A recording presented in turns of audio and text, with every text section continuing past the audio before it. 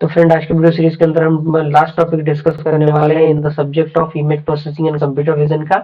आज हमारा जो ये सब्जेक्ट है वो कंप्लीट हो जाएगा, खत्म हो जाएगा। तो मैं मांगे चल रहा हूँ कि आपने प्लेलिस्ट को एक्सेस कर लिया है और आप स्टेप बाय स्टेप वीडियो को देखते आ रहे हैं और आप उन चीजों का फायदा उठाते आ रहे हैं जो कि आपके लिए जरूरी है। ओके, आइए स्टार्ट करते हैं। सबसे पहले टॉपिक है ये neural networks and machine learning for image shape recognition. इस तरीके से चीजें इसके अंदर काम करती हैं, तो इसका ओवरव्यू दिया हुआ है, ओवरव्यू आप देख सकते हैं। दूसरा इसके अंदर टॉपिक है traditional machine learning methods for shape recognition.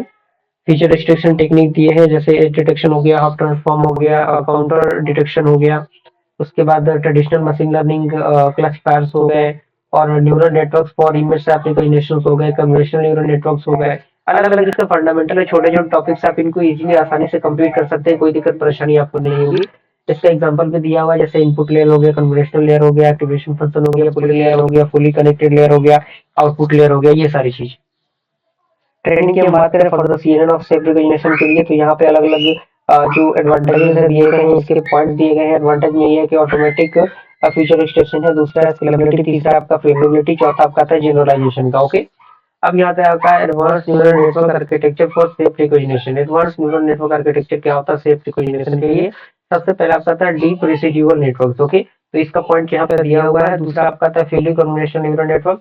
तीसरा आता है आपका जनरेटिव एडवर्सियल नेटवर्क और चौथा आपका आता है रिकरेंट न्यूरल नेटवर्क। होगी, अब यहाँ पे कुछ अदर टेक्निक है जिसकी शेप रिकॉग्निशन के अंदर यूज होती है। सबसे पहले आपका आता है ऑटो इनकोडर, दूसरा आता है ट्रांसफर लर्निंग।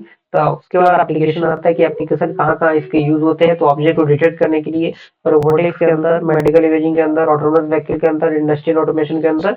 अब यहाँ पे आता है चैलेंजर, क्या क्या इसके अंदर दिक्कतें परेशानियां होती है। सबसे पहले दिक्कत आपका आता है वेरिएशन इन शेप्स का, ऑब्जर्वेशन का, नॉइस का, रियल टाइम प्रोसेसिंग का, और फाइनल कंक्लूजन आपका दिया हुआ है। इसी के साथ आज हमारा ये जो सब्जेक्ट है ये भी कंप्लीट हुआ और ये सफर काफी बेहतरीन रहा, काफी बढ़िया रहा। बस इसी तरीके से अपने सपोर्ट और प्यार को हमारे चैनल के साथ बना रखिएगा। मिलते हैं फ्रेंड्स अगले वीडियो में, तब तक के लिए थैंक यू।